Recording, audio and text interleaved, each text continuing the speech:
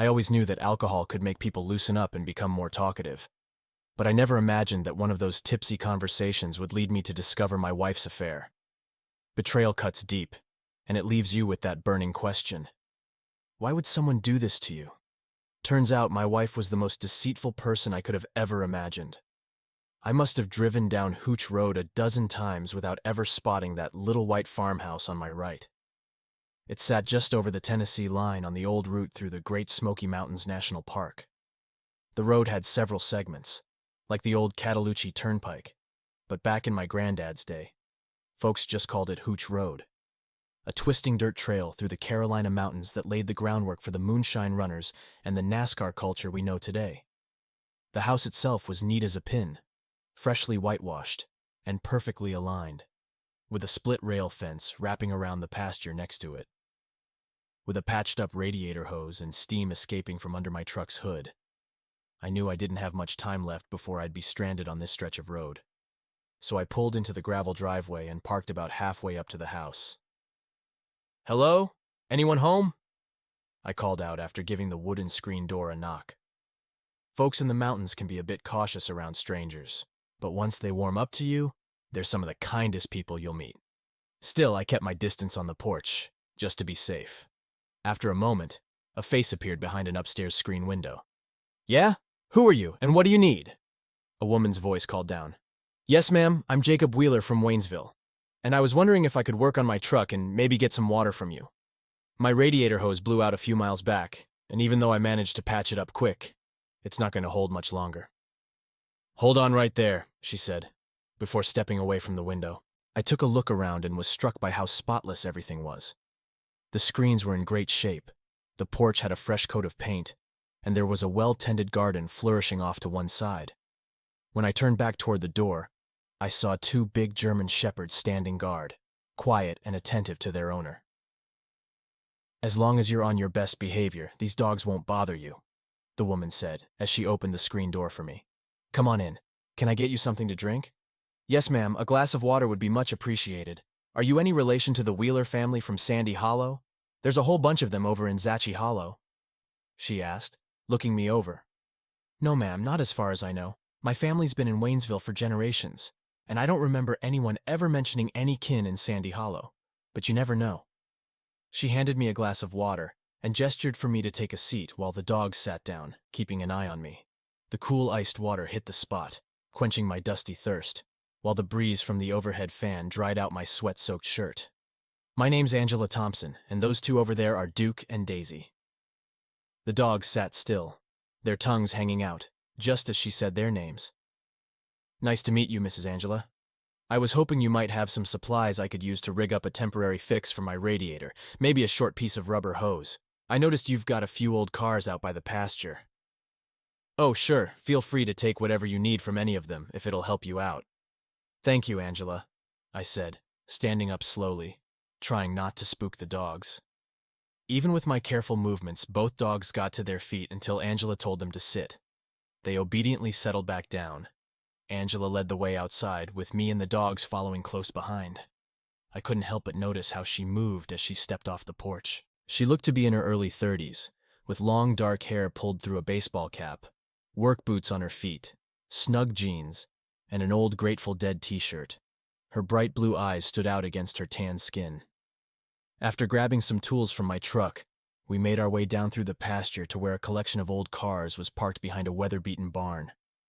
With a bit of searching, I managed to find some flexible steel and rubber hoses, along with a few clamps that would work for a temporary fix. An hour later, my truck was up and running again. "It's getting close to supper time. Why don't you come in, wash up, and have something to eat before you head out?" she asked, her voice warm and inviting. At first I was a bit hesitant, but my stomach was growling, and the delicious smells wafting from the kitchen would have convinced me even if I'd been more reluctant. I wasn't disappointed. Angela had whipped up a meal of smoked pork chops, mashed potatoes, collard greens, and black-eyed peas, with hot, moist cornbread on the side, followed by bread pudding and strong coffee. "Miss Angela, that was the best meal I've had in years. I mean it." "Oh, it was nothing," she said, trying to brush off the compliment, but it was clear she was pleased. "I don't get much company out here, and I love to cook, so I guess you stopped by at just the right time. She tossed a couple of scraps to the dogs, who had been watching me closely the entire time I was in the house. The scraps were gone in a flash, and the dogs went back to their silent watch, tongues hanging out. About those old cars by your barn, I think there are folks who might be interested in buying a couple if you're open to selling them, I mentioned. She looked at me for a moment, then glanced away. They belong to my ex-husband. They've just been sitting there ever since he left. That 65 Fairlane could fetch a pretty penny if you ever decide to part with it. And that 57 Ford pickup too, I told her. He's been gone for 2 years now, and I suppose I should do something about it. A guy from Knoxville came by about a year ago, offering next to nothing for them. He thought I was some kind of fool, so I sent him packing, she said with a smile, a spark lighting up her eyes as she remembered. I helped her tidy up after supper, and when we finished, I knew it was time to hit the road if I wanted to make it to my destination before dark. Even though we'd only just met, there was a comfortable friendliness about her that I found appealing. I felt a little sad to be leaving. Miss Angela, I know someone who'd be very interested in that 57 Ford. If you ever think about selling it, I'd be happy to let him know. Here's my card. Give me a call if you decide to sell. I'd be glad to come back out here again. I'd really like that, she said, and I think she caught on to the fact that I was hinting at a possible return visit. But I figured I'd let her make that call. It was time for me to hit the road again. We shook hands warmly, and I fired up my truck, turning back onto Hooch Road. As I headed up Route 321 toward Pittman Center, I couldn't get Angela, the woman in that white farmhouse, out of my mind. She mentioned her ex walked out 2 years ago, which happened to be right around the time I found myself back in the single life. It seems like every day I get reminded of how tough things are now, and how good they used to be. And of course, it's always the wrong folks doing the reminding. I married my ex-wife 5 years before she left, but unlike Angela's former husband, June Wheeler keeps popping back into my life, even though our divorce was finalized a year and a half ago. I used to think those were 5 good years, and June still claims they were. But a lot of dark waters have flowed under the bridge since then. When I first met June, she was a 19-year-old waitress working at a barbecue joint, and I was a 23-year-old truck driver hauling parts across 5 counties in 2 states. At least I was paying my own way. June could manage her car payments, but she was still living with her folks. I asked her out, but she turned me down because she was going steady with some guy in Asheville. What she didn't realize was she was just a passing fancy for him, nothing serious. By the time I swung by the BBQ joint on another run, they had broken up. This time, when I asked her out, she said yes. We had a great time munching on burgers and taking along 6 cans of beer for later. We hit up Fiddler concerts in Maggie Valley and had such a blast that we did it again a few more times. On our 3rd date, I got a glimpse of what it would be like to love the future June Wheeler. I almost popped the question right then and there. Yeah, it was that good. Anyway, a couple of months later, I did ask her to marry me, and 3 months after that, we tied the knot in an open-air ceremony next to the Old Village Church in Sunburst, North Carolina. A year later, we scraped together enough money for a down payment on a small white frame house sitting on a couple of acres south of town. There wasn't anything special about it, but it had space for a garden and a barn that I could use as a workshop. At that time, kids weren't even on the table, and June enrolled in a local college while still working at the barbecue joint in the afternoons and a couple of nights a week. I was mostly on the road, delivering goods and taking orders, sometimes pulling overnight trips to Tennessee. Life rolled along pretty much the same way for the next couple of years until June graduated and landed a job as a shift nurse at the county hospital. I was still traveling daily, but I got promoted to regional manager. The promotion didn't pull me away from my work much, but it did mean a bigger paycheck, thanks to the commission on all sales.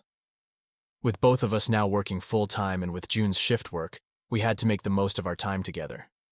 During the week, she usually worked every other weekend and rotated night shifts every 12 weeks, with each shift being 12 hours long.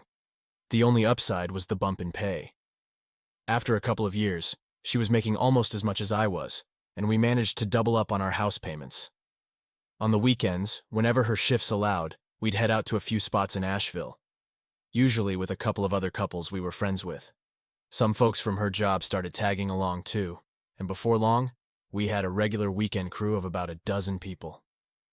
One of our favorite hangouts was a dance hall on Patton Road in Asheville, It was a laid-back place with a diverse crowd, and we fit right in.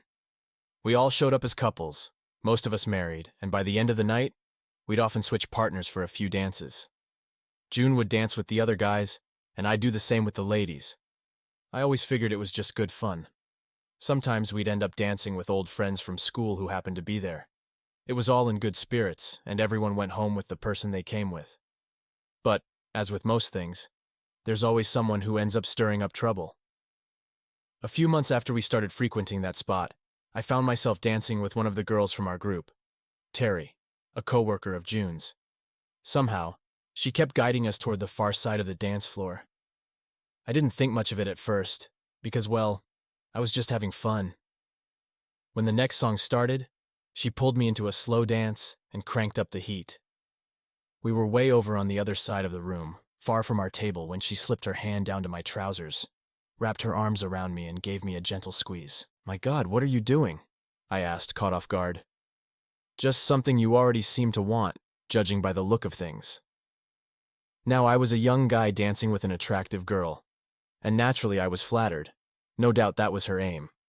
But I was happily married, and despite having had plenty of chances, I'd never strayed, and I wasn't about to start. "Terry, I'm a one-woman man. If I wasn't, I'm sure you'd turn my world upside down. But tonight, that's June's job," I said with a smile, trying to let her down easy. She grinned back at me and said, "Oh, I'll have my shot someday." We shifted the conversation and finished the dance before I escorted her back to her date, a guy named Tom. June and a few others were still out on the dance floor. As I scanned the room, I noticed her dancing close to a guy I'd never seen before. He leaned in, whispered something in her ear, making her smile and giggle, and then his hand dropped lower. For a second, I thought about stepping in, but then I remembered what had just happened with Terry. In hindsight, I know I should have intervened, but at the time, I brushed it off. Someone ordered another round of drinks, and June came back to the table, her new dance partner in tow. I pretended not to know him as she introduced him as Charlie, an old high school friend who had moved to Asheville with his family. I took an immediate disliking to him, probably because I'd seen where his hand had been earlier. Or maybe it was the smug look he gave me as he rested his hand on my wife's shoulder. June must have noticed my reaction because she cooled things down a bit, causing him to move his hand away. He hung around for a few more minutes before heading off, giving June a quick peck on the cheek and offering me a handshake. I felt the urge to confront him, but I kept my cool. On the way back home, as I expected, the conversation took a sharp turn. "So, June, did you let every guy grope you while you were out there dancing?" "No more than that girl who had her hands all over your pants," she shot back. Her reply caught me off guard. Terry had slyly led us to the other side of the room before she started groping me. At the time, I didn't notice where June was. I wasn't the one who started it, and I put a stop to it as soon as it happened. "Well, same here, big guy. Are you going to get jealous every time some dude thinks he's got a shot with me?" She grinned, easing the tension. "Charlie's got as much of a chance getting into my pants as Terry had with you tonight, which is 0. She was right. We both realized it was time to call it quits on this little game. We came to an agreement later that evening at home, and after a bit of warming up, I hit a home run. For the next few months, things went smoothly. We kept up our routine, taking turns driving to our usual spots. One Saturday night stands out in particular. I was behind the wheel, and that night, we had more women than men in our group because 4 of the guys were off serving in the National Guard. June and a couple of the other girls were sipping on tequila, clearly planning to get pretty tipsy. June was known for losing all self-control when she drank tequila, becoming quite flirtatious. I tried to keep up with her on the dance floor, but the other single girls, including Terry, were also vying for attention. My focus was on keeping an eye on June and fending off Terry's advances. "Don't worry about June, Josh. She's outside with the other girls," Terry whispered in my ear. After dancing, I headed back to the patio where the smokers had gathered. June and her friends were having a blast, so I left them to it and went back to our table. Terry and another girl from their work were there, both clearly drunk. The other girl was so out of it she could barely string a sentence together. "So, Josh, June says you've got a pretty big instrument," the drunk girl slurred. I couldn't help but burst out laughing. She was barely coherent, and Terry was just sitting there with a goofy grin. Then, out of nowhere, she said something that snapped everyone back to reality. I was the only sober one at the table, And as drunk people often do, they found everything hilarious and didn't know when to keep quiet. It's not fair that she's got two well-off guys, and we don't have any. They both thought it was the funniest thing in the world and giggled like schoolgirls until Terry realized the gravity of what had just been said. The meaning behind her words hit me hard as they tumbled out of her mouth. I chose to ignore Terry for the moment. "And just who's this other well-off guy you're talking about?" I asked, trying to keep my cool. "Charlie. Not only is he loaded, but he's great in bed too." "Oh, should I not have said that?" she mumbled, struggling to speak as Terry shot her a stern look. Even in her drunken state, I think Terry realized how serious things had gotten. I stood up to head to the men's room, and Terry tried to stop me. "Not now, Terry," I said firmly. Those comments might have meant something different than what I was assuming, and I had no way of knowing the full story. Here I was, listening to two drunk women laugh about how my wife supposedly had two lovers, me and this guy named Charlie. It could mean she had a thing with him before we got together, or maybe she was seeing him while we were married, or even now. Of course, it might just be meaningless drunken chatter. As closing time approached, I knew I needed to round up our tipsy crew, which included a few impatient young folks eyeing us from the patio. The two of us sober drivers managed to get everyone packed into 2 cars, and we hit the road. By the time June and I got home, it was already 2 a.m., and I practically had to drag her to bed like a sack of potatoes. I cracked open a beer and sat outside, thinking about what my next move should be. If she had slipped up just once, maybe I could find it in me to forgive her. But if she'd been regularly cheating with some other guy, then there was no coming back from that. The irony is, I know she loves me. That's why I might be able to let it slide if it was just a one-time mistake, like if she was drunk and it never happened again. But if it was the same guy she'd been with before, then it wasn't just a mistake. It was a choice. I'd been working night shifts on Tuesdays and Wednesdays for a while now. June had Tuesdays off with her current schedule, so if she was seeing someone on the side, those Tuesdays were her best shot at keeping it under wraps. Funny how life has a way of aligning things perfectly, just like it did with my marriage. Instead of staying overnight in Sevierville, Tennessee that Tuesday, I decided to head back to Waynesville. I grabbed some BBQ and drinks and set myself up to watch from the upper field across from our place. It was around 11 p.m. when I got there, and June's car wasn't in the driveway. I had called her earlier, like I usually did, letting her know I'd be home late the next afternoon. She had said she planned to stay in, watch some TV, and maybe call her sister before bed. If she made that call, she must have used a payphone, because when I parked, I just sat in my truck, relaxed, with the window down, listening to a ball game on the radio, and kept the interior lights off. Around 12:30, I saw 2 sets of headlights coming from the Waynesville direction. They slowed down and turned into our yard. June's car was back in its usual spot, and the other vehicle pulled up right behind it. I didn't need to guess who it was. It was Charlie, my rival from the dance floor. The bold fool even had the audacity to wear a cowboy hat. They acted very cozy as they sneaked into my house in the early hours. The usual routine followed. The light came on in the bedroom, casting a soft glow from the bedside lamps. I was tempted to storm in and confront them, but I knew the timing wasn't right. I sat there, seething, angry at her, at the world, and thinking dark thoughts that could lead to some tragic consequences. But the thought of jail, even just the local county jail, held me back. I stayed put until about 2 a.m. when the lights came on again. A few minutes later, her lover stepped out the front door, shared a kiss with her, and strolled back to his car while June whispered for him to keep quiet.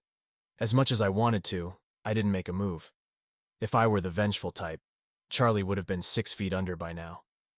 Instead, I started up my truck, left the headlights off, and drove back to Waynesville in silence. This pattern continued over the next 2 weeks, always leading to the same outcome. But by the 3rd week, I'd had enough. It was time to put a stop to it. This time, they got back a little earlier than usual. As soon as I saw the bedroom light flick on, I crossed the street, went straight to his car, and flattened all 4 tires. I even took out one of June's tires for good measure. Didn't want any extra expenses draining the account. When I reached the back of the house, the nightlights were already on, and the bedroom window was open, letting in the cool air. The scene of their betrayal was perfectly framed. Entering through the back door, I started recording a video on my phone and slowly made my way toward the bedroom. By that point, they were fully engrossed in what they were doing and didn't notice a thing. I filmed it all. Then, I flipped on the light, and the look on their faces was priceless. "This seems like a pretty impossible situation," I remarked, breaking the awkward silence. Charlie stumbled, desperately trying to cover himself with anything he could find. I pointed to his clothes. June was in shock, caught red-handed, and she started crying uncontrollably. I checked the S&W on my belt and ordered him to get out, immediately. He hurriedly grabbed his clothes and rushed past me, thinking he was making a clean getaway. The door slammed behind him, and just as I turned to June, we heard him yell, "Jesus Christ, my car!" He found flat tires wherever he turned next. He didn't bother coming back inside. "Josh, please let me explain. I knew there was a book of excuses for every person caught in a situation like this, but when you get to the last page, the message is crystal clear. No way in the world, June. Shut up and listen to me. Just answer one thing. How many times have you cheated on me with him?" "Josh, please listen," she begged, crying again. "Just once. I swear. Just once." "Thank God for that," I muttered, walking out of the bedroom and heading to the kitchen for a cold beer. The landshark went down easy as I watched her wrap herself in that old pink robe. I finished one bottle, cracked open another, and stepped outside. The moonlight reflected off the hood of Charlie's car, now with 4 flat tires. I chuckled to myself, feeling a sense of pride in my resilience. A couple of weeks ago, I was a wreck. Now it was about keeping it together and handling business.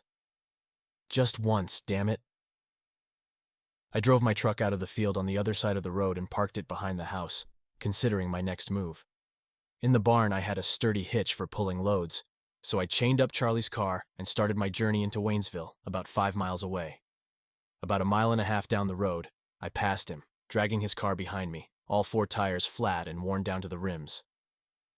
When I got to Waynesville, near the Salvation Army store, I left his car in a parking lot and headed back home. June was sitting at the kitchen table when I walked in. "Joshua, can we talk? Please, can we talk about this?" she pleaded. I glanced at her and simply said, "Not tonight," grabbing the rest of the 6-pack before retreating to my shop out back. It was my mechanic's man cave, where I'd set up a cozy retreat in the loft, with Mars Hotel playing softly in the background. I finished off the remaining beers and eventually drifted off to sleep.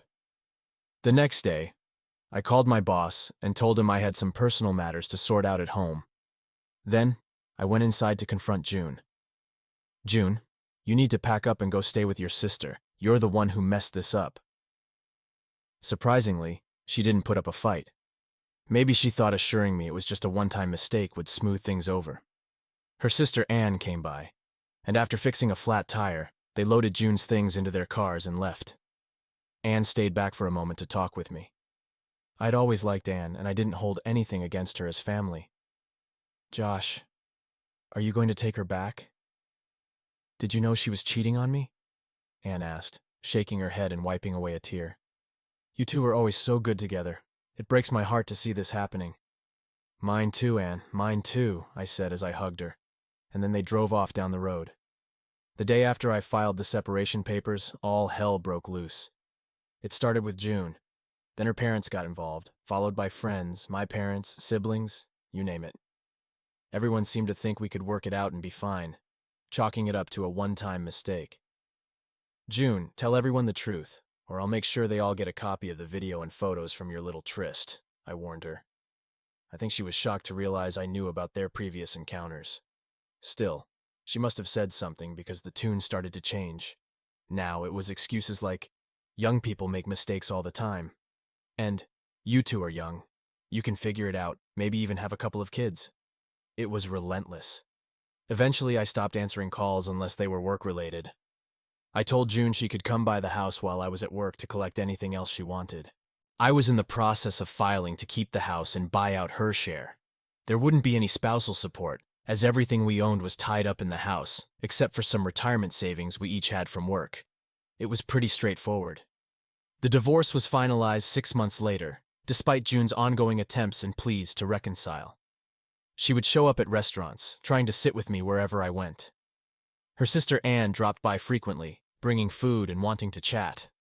At first, I wondered if she had romantic intentions, but she didn't. Eventually, I decided it was time to put an end to all the unwanted attention. So, I called up Terry and invited her to the dance hall on Patton Street one Friday night. She accepted, and she ended up spending the entire weekend at my place and in my bed. I had underestimated her. She completely wore me out, leaving me with a grin on my face for the whole week. Choosing Terry wasn't just about knowing she'd be passionate. I also knew she couldn't keep anything to herself. I was certain she'd be sharing every detail of our weekend with her colleagues at work, including June, who was still in her circle. The plan worked even better than I had hoped. The following weekend rolled around, and on Friday night, I headed to the dance hall by myself. It seemed June had switched to day shifts because she was there with some of her old friends, and to my surprise, Charlie was with them. I've never quite understood how women think sometimes. It's one of those mysteries men have to deal with. June, her sister, her parents, and just about everyone else I could think of, except for a few women with their own agendas, were all plotting to convince me to take her back. And yet, there she was, with Charlie. I grabbed a seat at the bar, nursing a cold beer while watching the couples on the dance floor. It didn't take long before June and Charlie made their way to the floor, performing a dance that was more provocative than anything. It was clear they were putting on a show, and I had a feeling it was aimed at me. After their little display, Charlie strutted back to the table, and June made her way over to the bar. "It doesn't have to be like this, Josh." "Like what? Us not being together and seeing other people?" "I'm here on my own," I replied, making a point to look around the room. June started to cry. From the early days of our marriage, I knew this was always a sign of trouble, so I stepped in before things got worse. Leaning in close, I whispered in her ear, "Listen carefully, June. I don't care how close you and this guy have gotten. You've been with him for a while, so you might as well keep enjoying it. Just so you know, I had a fantastic time with your friend Terry last weekend, and honestly, it was incredible. I might even do it again." Her reaction was immediate. She slapped me hard across the face and then broke down in tears. Peckerwood, or Charlie as I should say, looked like he was about to get up from the table, but he froze when I signaled for him to stay put. "You see that guy you're with?" He hesitated when I motioned for him to stop. "All he cares about is your body. That's all it's ever been, and you've handed him what was mine again and again. You've destroyed something special between us and let him into our bed, into our lives. So now you've got to live with it. I've moved on." I finished my beer in one gulp and walked out.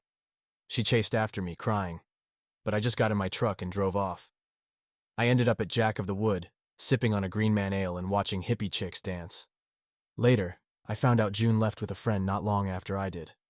Word was she wasn't going out as much anymore. Despite the temptation, I didn't reach out to Terry like I'd told June I might. She was too unforgettable. Instead, I threw myself into work. June and Anne still tried to get in touch with me whenever they could, though Anne seemed to understand it was a lost cause. Our families? That was a whole different story. My parents kept inviting June over for BBQs, even when I wasn't around. They saw her as the daughter they never had and weren't ready to let her go. I think we all made some changes in our lives after the divorce and everything that came with it. For me, I found myself drawn back to nature. Growing up in and around the Smoky Mountains and the national forests gave me a deep sense of belonging and identity. I never really saw myself as a hillbilly or a redneck at heart. I always felt like I was meant for the woods. So, I decided to switch up my travel routines. Instead of sticking to my usual routes through Murphy or taking I-40 into Tennessee, I started driving the old Cataloochee Turnpike or Hooch Road through the mountains. It added a few extra miles to my journey, but on pleasant days, it made for a beautiful ride. Sometimes, I'd even stop to fish in a stream along the way. I'm still not sure how I missed spotting that charming white farmhouse on the Tennessee side during all my previous trips, but one day, it finally caught my eye. After finishing up mowing the lawn and putting away the mower, I was just about to crack open a cold beer when my phone buzzed in my pocket. "Joshua? Hi, it's Sandra Dresser from Cosby. You stopped by last week to fix your truck." I recognized her voice instantly. She'd been on my mind these past few days. There was something about her that made me feel at ease, even though we'd only met briefly. I had been meaning to call her about that, 57 Ford with some new information. Hello, Miss Sandra. I never forget a gracious hostess. I was planning to reach out in a day or two about that old Ford of yours. Yes, that's actually why I'm calling. That and the other vehicles out here. You got me thinking about them again, and I've decided to do something about it. I thought maybe you'd like to swing by the next time you're passing through and help me figure out my next steps. There were 11 old vehicles out there, all in surprisingly good condition from what I'd seen. Figuring out the next steps was pretty straightforward. Assess and sell them. She already knew that, so I knew her invitation was more personal. I'll be passing through next Thursday. But to be honest, I wouldn't mind taking a drive through the mountains tomorrow since it's supposed to be a beautiful Sunday, I suggested, hoping for a positive response. 30 minutes later, I found myself in a barber's chair in Waynesville, getting a trim. On the way home, I picked up a nice Cabernet. I usually stick to beer, but I can appreciate a good red wine when I come across one. The next morning at 9 o'clock, I set out on my usual route, and it was indeed a gorgeous day. As I neared Big Creek, I noticed fishermen on both sides of the bridge. If I hadn't had plans further down the road, I would have lingered longer. Just as I pulled up, I saw a young kid reeling in a nice 1-pound trout, caught with what looked like a mayfly imitation. After a quick stop to admire the scene, I continued down the road. When I pulled into Miss Sandra's gravel driveway, I saw her deep in an animated conversation with a man while her 2 dogs sat attentively nearby. Another man was sitting in a parked vehicle, watching the exchange. I parked my truck and started walking toward them, sensing that the conversation was heating up. Now, Bill told me I could have that 65 back there in exchange for some work I did for him a couple months ago, damn it, the man was saying to Sandra. Well, I don't know anything about that. As far as I'm concerned, Bill finished everything out here over 2 years ago. If he owes you something, you'll have to take it up with him, not me, Sandra replied, standing her ground. Hold on just a minute, he began to argue, but I stepped in before things could escalate further. Morning, Miss Sandra. Is everything all right here? She looked a bit uneasy before answering. Everything's fine, Joshua. This gentleman was just leaving. The man shot me a furious glare, but I simply smiled and wished him a good day as he drove off in his truck, heading toward Cosby. Turning to her, I asked, "What was that all about?" "I think my ex-husband is stirring up trouble," she sighed. "He's not supposed to be here. In fact, he's not even allowed to drive down this road because of a restraining order." I couldn't help but chuckle and added, "Well, that's convenient. Oh, by the way, I brought a bottle of wine, a 12 St. Francis Cabernet. Should we chill it for a bit?" She smiled warmly, and we walked back up to the porch with the dogs trailing behind us. After putting the wine in the fridge, we settled on the porch and started discussing the collection of vintage cars in the barn. Among them were a 57 Ford, a 65 Fairlane, a 67 Barracuda, a 69 Olds 442, and a 48 Caddy, along with a few other more ordinary sedans. It was quite the nest egg if she decided to sell them at fair market value. "I know someone who'd be very interested in that 57, I mentioned. "In its current condition, you could probably get at least $88,000, maybe even up to $110,000. "Tell them I'm interested," she replied with a hint of excitement. We continued chatting about the rest of the cars, and I agreed to contact someone I knew in Sevierville who had experience with these types of deals. I hoped he could sell them on commission to make sure she got a fair price. With that settled, we enjoyed a delicious meal of fried chicken with all the fixings. After we cleaned up, we took a leisurely stroll through the pasture and into the wooded mountains behind her property. The scenery was breathtaking, a perfect blend of farmland and lush green mountains, as beautiful as any place on earth. Eventually, we reached a clearing by a babbling brook and paused to take it all in. "So, Josh, what's your story? Married, single, seeing someone?" "Divorced? Where have you been, and where are you headed?" I wasn't quite sure how to answer, so I decided to be honest, though I kept it a bit censored. I told her about discovering June's affair, which effectively ended our marriage. I explained the struggles with her and her sister, both sets of parents, and all our friends trying to push me to reconcile. I even mentioned dating Terry to provoke a reaction from June and show that I was moving on. I admitted that I do go out occasionally, but nothing serious has come of it. Sandra listened with a smile, as if she'd been through something similar herself, which, as it turned out, she had, in her own way. "All right, Josh, I'll share mine now. I got married right after high school. Biggest mistake of my life. If I'd known back then that life would be good for a few years, and then suddenly turn awful overnight, I would have hopped on the first bus out of that place. We did have some good years before it all fell apart, much like your experiences, I suppose. Although my peckerwood was completely diluted, she burst out laughing. Calling him that seemed to be the funniest thing to her. Bill Dresser. Ever heard of him? He's from down south near Hazelwood, up in Balsam, not far from where you are. I shook my head. Well, it seems he took a liking, as my dad used to say, to a girl over in Cosby who wasn't as interested as he thought. I guess they had a thing a couple of times without her knowing he was married, and when she found out I was his wife, she dropped him like a hot potato. God, it's hilarious. She drove over here one day while Bill was at work and spilled everything, apologizing profusely the whole time. We knew each other from high school, but never really hung out. Apparently, Bill couldn't take no for an answer. The girl ended up going to Texas to stay with her father, mostly because Bill wouldn't leave her alone. Bill actually drove to Texas to chase after her. She called me to let me know, and that's when I packed up all his belongings and told him to come pick them up before they got rained on. Well, he came back 2 days later, broke into the house while I was out, made a mess, and dragged his stuff back inside. When I got home that night with Samson and Delilah, I cornered him with both dogs while I tossed his things back outside onto the lawn. My dogs know who their mama is, don't you, babies? She gave them a loving rub on their fur and collars as they sat obediently at her feet, tongues hanging out, keeping a close eye on me. The next day, my father and I went to the lawyer's office and got a restraining order against him. A few days later, he was served at work. The following week, he was back in Texas, still chasing after that poor girl. I still talk to her occasionally. She's a nice kid, but she's smart enough to keep telling him to leave her alone. Last I heard, he's living in some woman's trailer over in Silva. If Sandra still felt any pain from what she'd been through, she didn't show it, wearing a big smile on her face. Getting rid of that jerk was the smartest thing I ever did, she said after a moment of reflection. We kept talking for a while longer, and I learned that Sandra had done pretty well for herself since her divorce. She worked as a nurse practitioner, specializing in midwifery across much of eastern Tennessee, mainly in the foothills. She'd inherited her grandmother's farm a few years back, and until the divorce, she'd been managing a small 3-acre tobacco plot. But with all her traveling, there was no one to tend it. Later, when we got back to the house, I took some pictures of the old cars near the barn to show my friend.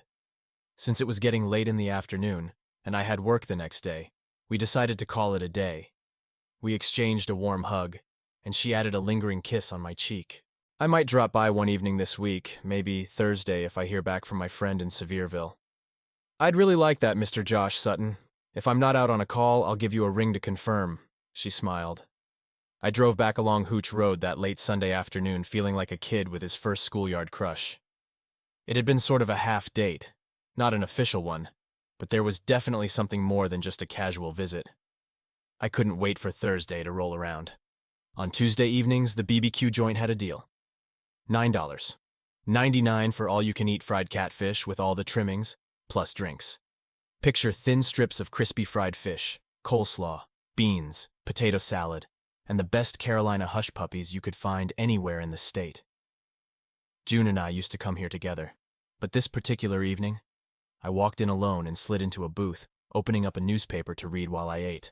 I hadn't even started when they walked in, spotted me, and all three of them squeezed into my booth. Well, well, look who's here. The long-lost traveler, Dad said, sliding in next to me. Mom and June took the seats across from me. I'd be lying if I said June didn't look stunning. She looked more than stunning, and she knew I noticed. So, you all just happened to be here while I'm sitting like this? I asked, not directing the question at anyone in particular. We come every Tuesday, Josh. You know that, Mom replied, with June simply smiling, her eyes sparkling in a way that only added to her charm. Yep, Tuesday for catfish, and Thursday for brisket. Best in the Carolinas, Dad chimed in. Realizing I was outnumbered, I decided to join them in the serving line and settled down to eat. It felt like there was an unspoken competition to see who could eat the most, while I was just trying not to eat the least. It was one of the most awkward meals I'd had in a while, but for them, it was like old times. Isn't this wonderful? I remember when all four of us used to come here every week, Mom said, her smile wide. June looked radiant, and I couldn't deny it. I excused myself to use the restroom. When I came back, Dad started to get up to let me back in, but I gently stopped him. No need, Dad. I've got an early morning tomorrow. I should head out. I'm in Hickory first thing, I said. I left a 20 on the table, wished everyone a great evening with a smile, including June, and left with a satisfied grin. It was only 6:30 p.m. 30 minutes later, I found myself at Bam's tap room, with a cold pint in front of me. Bam's had always been a favorite spot, though until recently, it lacked live entertainment unless you counted the occasional hillbilly who'd had one too many. A couple of months back, Ben and Kelsey, the owners, added a live band on Saturday nights and expanded the dance floor. Since June and her friends weren't regulars there, I made it a point to drop by often. It was also a good place to meet a friendly girl with shared interests. That night, Ben was behind the bar, pouring my usual double IPA while I looked around. A couple of girls were playing pool, and the usual early evening crowd of guys were sipping pints and watching a game on the screen above the bar. "Long time no see, stranger. How have you been?" a familiar voice said as she took the seat beside me. As always, Terry looked damn good. Just right for a laid-back evening like this. It had been a while since we last went out. That first time when I had hoped to nudge June toward moving on with her life. Clearly that hadn't worked out. "I'm doing great, Terry. You're looking fantastic yourself," I replied sincerely. "I'm hanging in there. Things have been slow, but seeing you here gives me hope," she said, giving my thigh a gentle pat. I bought her a beer, and we found a table in the corner near the pool tables. We caught up on the latest news, and I learned that the old group still got together on weekends, with June occasionally joining in. I didn't ask about her ex, and Terry didn't offer any details. It wasn't my business, but as I sat there with her, I knew exactly who I wanted to spend the evening with. We made love twice that night before finally drifting off to sleep. In the morning, after I returned from the bathroom, she surprised me by pulling me back into bed. She didn't have to rush to work, so she stayed in bed at my place a little while longer. "Josh, I know we're not going to be a couple, but I'd like things to be normal between us. If you're okay with that," she said, as we lay there after a night together, and waking up in the morning. It seemed like a good idea to me. "That's fine with me, as long as neither of us is in a serious relationship with someone else." Later that day, Sandra called to let me know she'd be home Thursday afternoon and evening unless she was needed for an unexpected delivery. Her call really brightened my day, and I checked in with my friend in Sevierville. When I reviewed his email, I realized Sandra stood to make a substantial amount of money if she accepted his offer. When I got home that evening, chaos had already erupted at the Joshua Sutton place. Earlier in the day, I had welcomed Terry over. Around lunchtime, June and my mom unexpectedly dropped by under some vague pretext. It wasn't the first time June had done this. She often found reasons to visit, whether I was there or not. But this time, she walked in on Terry lounging in her underwear and one of my cropped t-shirts. It was obvious what Terry had in mind, especially in my absence. June completely lost it. She clearly wasn't prepared to find another woman in what used to be her home, and the two of them clashed while my mom tried to play peacemaker. Aside from a few pulled hairs and some smeared makeup, no one was seriously hurt. A potted plant got knocked over, but that was about the extent of the damage. About half an hour after I got home, they all pulled up to the house: Mom, Dad, and June. I wasn't sure what they were hoping to accomplish with this, but I took a sip of beer from the bottle and waited for them to come in. Mom was the first to speak. "Joshua, I don't know what kind of household you're running here, but it's unacceptable for strangers to come and go at all hours of the day." Dad sat quietly, realizing it was best not to get involved. I looked at June, then back at Mom. "Well then, Mom, let me ask you this. How old am I?"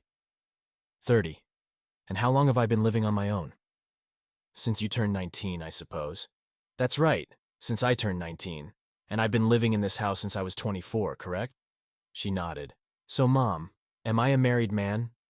"Well, you were and you should be." I cut her off abruptly. "Yes, I was, but I'm not anymore. Do you see how that works? Now, another question. Who are these strangers you're talking about, Mom? Because as far as I know, there was only one person who ever disrespected this house by cheating on her husband in the bedroom. So who are these strangers walking around my house? I'd really like to know." Both Mom and June sat there on the couch, stunned and speechless. Dad started to mumble something about not talking to Mom that way, but he quickly thought better of it and clammed up, so I kept going. Let's get one thing straight. I run this place as a 30-year-old adult who's not married, and definitely not a monk. I enjoy having some company around now and then. You could have me, June blurted out, tears welling up in her eyes. I chuckled and took another sip. I did have you, and we both know how that turned out. Anyway, here's the deal. I don't want anyone dropping by my house during the day when I'm not here. I've let it slide before, but now I'm laying down the law. If I can't trust you, I'm changing the locks. And just as important, if I've got company you don't approve of, don't drop by. Come another time, and we can grill some burgers. But if there's a lovely lady hanging out in my bachelor pad, just imagine how it looks when Mom and Dad come barging in, eh? I grinned at the three of them. So does anyone want a beer or something to drink? June, that includes you. Mom and Dad grabbed some drinks and helped themselves to leftover chicken from the fridge. I took June out to my workshop. Look, I'm setting clear boundaries here. You have no right to come into my house and criticize the people I spend time with or anything else in my life, June. None. I know you're seeing someone right now. I've never understood why you think it's okay for you to be close to someone. But you get upset when others, like Susie Q, Jill from up the hill, and even Terry, find love after you gave up everything for Charlie. You made that decision, June, not me. I have no idea who you're dating right now, and to be honest, I don't care. Here's the thing. You need to start acting civilized. Live your life, and stop trying to interfere in my relationship with my parents. I get that they care about you and you care about them. I understand. But leave Terry alone. She didn't do anything to you, and neither did I for that matter. She looked down at the ground, and when she looked back up, I could see the pain in her eyes. I knew she still loved me, but despite that, she couldn't stay away from this guy, even when she was supposedly trying to make peace with me. We returned to the house where Mom and Dad were relaxing, watching an old TV show. By the time everyone left, I was completely drained. I had to call Terry and apologize for the family drama. The next day, Anne, June's sister, met me for lunch at a local diner. Hi, Josh. You look great as always. I've always had a soft spot for Anne and appreciated her warm, caring nature. I was talking to June this morning, and she mentioned what happened yesterday, or as she called it, the episode. I think she's starting to understand, Josh. It's tough to see things end like this, and you know how I feel. To be honest, if you weren't my brother-in-law, and always will be, I might have approached you myself. Now, I'm going to try to help her find a new direction and see what happens. But it seems like what you said really got through to her because she told me she's going to try to move on. That's good news, Anne. I'm grateful to you for being there for her. I've always loved her, but I couldn't accept what she did. Yes, she knows that. She was so caught up with this guy she was seeing even before you two met, but I think she finally understands that he cost her everything. I just nodded, and we continued chatting for a while before she had to get back to work. After paying the bill, I decided to take a drive into the mountains and make my way to Tennessee. When I arrived at Sandra's that Thursday, she was busy working in her garden, and her dogs, as usual, happily announced my arrival. The heat was unbearable, and Sandra was dressed for the weather. Very short, cropped jeans and a tight V-neck t-shirt, nothing else. I tried my best not to stare. She hugged me before we went inside to fix ourselves some refreshments. My kids seem to like you, she remarked, gesturing to the panting dogs sprawled on the kitchen floor. I'd rather they told me themselves, I joked. She made herself an iced tea and handed me a cold beer. After a short while, we got down to the business of selling her collection of cars. My friend in Sevierville had proposed auctioning them with an 8% commission and a guaranteed minimum of $65,000 for the lot. Given their condition, I thought it was a fair deal, and Sandra agreed to move forward. With that settled, we relaxed on the porch, savoring our drinks in the late afternoon heat. Feel like swimming? She asked with a playful grin. Daddy widened and deepened it a couple years back, so it's a nice hole, especially on a day like today. I didn't bring any swim trunks. No need, there's no one around. Well, I'm not exactly shy, and I know I'm in decent shape, so I agreed, trying to hide the broad grin forming on my face. We grabbed a couple more beers and towels and headed towards the back of the property. When we reached the spot, Sandra casually stripped off her shorts and top, tossed them onto a branch, and leapt into the pond fed by the creek. I'll admit, I hesitated for a moment, but then I shrugged and started taking off my clothes. When I was down to the same as Sandra, I dove into the pond. The water came up to my shoulders, and Sandra was standing next to me with a big smile on her face. I used to come here as a little girl when my grandmother lived here. On hot days like this, we'd both jump into the water and swim. Great memories. There were a couple of boys down the road who used to spy on us girls until Grandma set her dog to guard this place. As a child, my favorite thing was swimming in the icy waters of Jonathan Creek, even though it was freezing cold. I laughed at the image that painted. I dove underwater and swam for a bit before surfacing right next to Sandra. When I came up, our faces were just inches apart, and I found myself staring straight into her blue eyes. The next moment, her arms were around my neck. "I like you, Josh Sutton. I really like you." And with that, she kissed me. My hands moved to her waist, but all I did was pull her closer to me in the water. When we finally broke the kiss, she looked at me, and I told her, "Miss Sandra, I've been in love with you like a schoolboy ever since the first time we met." "Okay, then you can take me out to dinner tonight instead of us eating at home." After that, we swam a little longer before climbing out of the pond. We dried off and strolled back to the house, then headed into Cosby Town. Now, Cosby doesn't have many fine dining options, but there's the Magnolia Tree, known for its excellent brisket, so that's where we went. They seated us at a cozy table, and I had one of the most enjoyable dining experiences I'd had in a long time, largely thanks to the wonderful company of the woman I was with. We talked about just about everything over dinner, and by the time we left, darkness had set in. I still needed to get her home, so we arrived back at her place around 9:30. I walked her to the door, kissed her goodnight, with Samson and Delilah watching us closely. "You don't need to drive back to Sevierville tonight, Josh. I've got a guest room ready for you. Enjoy a good breakfast and leave whenever you like." Her warm invitation was all I needed. After canceling my hotel reservation, I spent the night in her guest room, not her bed. The next morning, she sent me off with a hearty country breakfast. Before I left, we made plans for Saturday afternoon and dinner in Gatlinburg. That Saturday night, we stayed at a bed and breakfast in Gatlinburg, where Sandra and I made love until the early morning hours. Sandra was unlike any woman I'd ever dated before, especially compared to June and, of course, Terry. From that point on, we started taking each other more seriously. We began spending more time together. I often stayed at her place, and Sandra sometimes visited me in Waynesville. I had the chance to meet her father, who was initially wary of me until Sandra had a private talk with him. Whatever she said worked, because after that, he became friendly and welcoming toward me. One bright and sunny Saturday morning, as I was casting a dry fly over the ripples of Big Creek, I made an important decision: to take the next big step in my life.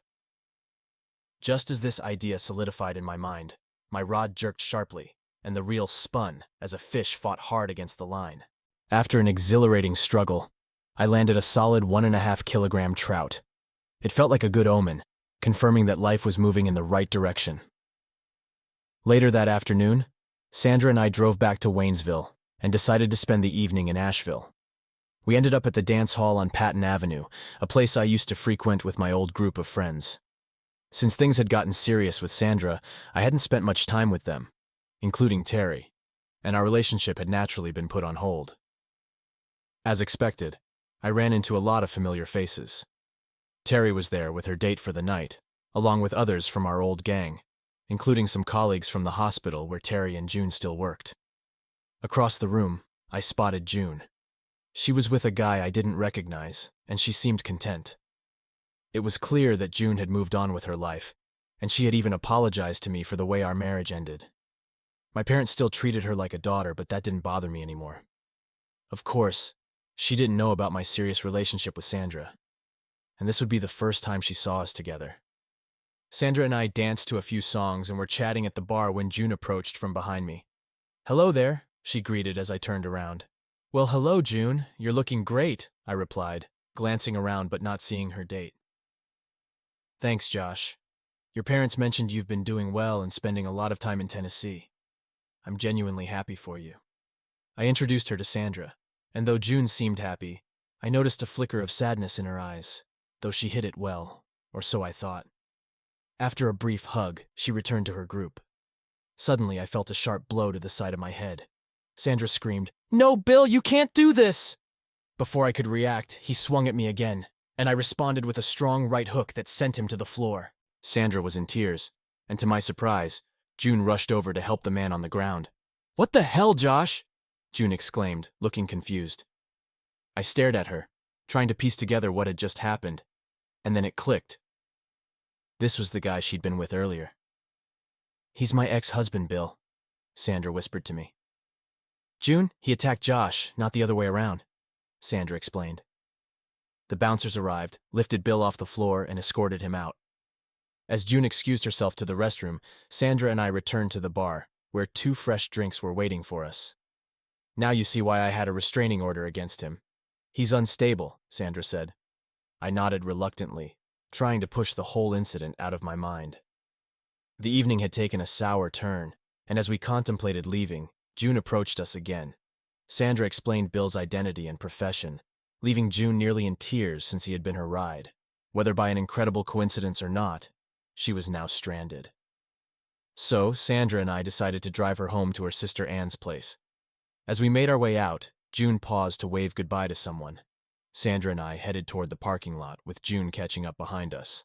Just as I noticed a sudden flash of white and a loud pop ahead, I instinctively hit the ground, drew my concealed weapon, and fired 2 shots at Bill Dresser, hitting him square in the chest and bringing him down instantly. I quickly checked myself for injuries but felt no pain or impact, indicating that the drunk fool had missed me. Suddenly, Sandra screamed in panic. "Oh my God, she's been shot!" I turned and saw June lying on her back, a trickle of blood seeping from a small hole in her right temple. Security personnel rushed over as I reached her side, finding her still alive but barely conscious. Some people describe moments like this as time freezing, but for me it felt more like watching a scene from a movie, detached and surreal. A woman nearby asked me to step aside so she could administer first aid. Within what felt like moments, though it was actually a few minutes, an EMT arrived and took over. They rushed her to Mission Hospital, and we followed closely behind. At some point I managed to call Anne, informing her of the situation and asking her to come to the hospital. When we arrived, June was already in surgery, and we anxiously waited in the surgical waiting room for any updates. Finally, a nurse came out and informed us that June was still in surgery, and that it would be a long night before they could assess her condition definitively. At that moment, she was in critical condition. Sandra and Anne stayed close together while I went to find something to eat. When I returned, I found them standing arm in arm near a window. Anne was visibly shaken, but after we managed to get some food into her, we all found seats nearby and settled in to wait out the surgery. 3 hours later, a doctor came out with an update. "We've moved her to intensive care, and we believe she's going to survive," the doctor began. "The full extent of the damage won't be clear until she wakes from the induced coma we placed her in to aid her recovery. The bullet fragmented upon impact, with one fragment affecting her medial temporal lobe, which could potentially impact certain types of memory. However, we won't know the full extent until later. Based on our findings during surgery, her motor functions appear to be unaffected. We'll have a clearer picture in the coming days." We were given permission to visit her quietly for a few minutes, and Sandra and I spent the evening comforting my distraught sister-in-law. The next morning, the doctors provided an update to Anne and her parents. It was much the same as the night before. June remained in the induced coma for 4 days. When she was finally awakened, Anne and her parents were by her side, and the first person she asked to see was me. Before I went to the hospital to visit her, Anne filled me in. She can speak and hear well, though her right eye is still a bit blurry. The doctors think it'll improve with time. The worrying part is her memory loss. She doesn't remember how or where she was shot, or by whom. And here's the tough part, Josh. She still thinks she's married to you.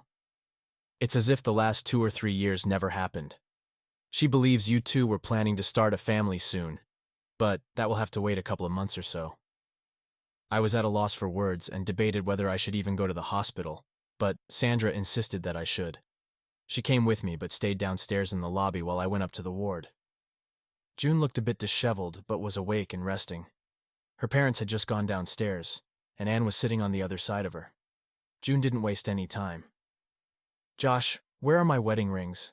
I remember having them yesterday morning, or whenever it was before all of this happened." Anne looked at me with a sad expression, almost as if she expected me to respond as though I were still her husband. I was at a complete loss for what to do. The problem was that I was in love, with an engagement ring still sitting in my bedroom dresser, waiting for the moment I thought would have come days ago. "June, do you know what the date is or what year it is?" I asked gently. "Well, it's supposed to be July 2012, but my doctor says otherwise and I just don't understand," she replied, glancing at Anne. I inquired, "You haven't told her?" Anne shook her head, a tear forming in her eye. "June, don't worry about your rings right now. It's more important that you focus on getting well and hopefully recovering some of your memory," I said, trying to smile but feeling troubled inside. June wanted to hold my hand and I didn't object, even though my mind was racing, trying to process everything. We talked about many things, family, her recovery, but I carefully avoided the difficult truths that loomed over us. Later, in the waiting area, I spoke with both Anne and June's doctor about her memory outlook. It seemed she was fine with most memories, recognizing family and friends, but she struggled with connecting dates and events. There were many things she couldn't recall, including her affair, and of course, our divorce. "Is there a chance she'll regain these memories?" I asked the doctor. "It's difficult to say. Sometimes triggers like a person or a place can spark recognition. We'll have to wait and see. I can't advise you on what to do next, Mr. Sutton. All I can say is that it's uncertain.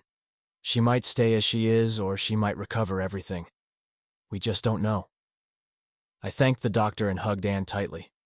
I also confessed that I had intended to propose to Sandra the night June was shot but hadn't had the chance.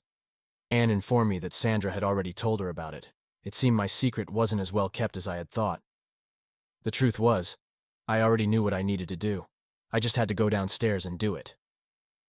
The two Can-Am Spyder F3s sped along the gravel path of the old Hooch Road, the wind whipping through our hair and leaving a mile of dust in our wake. Upon reaching the Big Creek Bridge, we pulled into the rest area to take a break and try our luck at catching that elusive brown trout.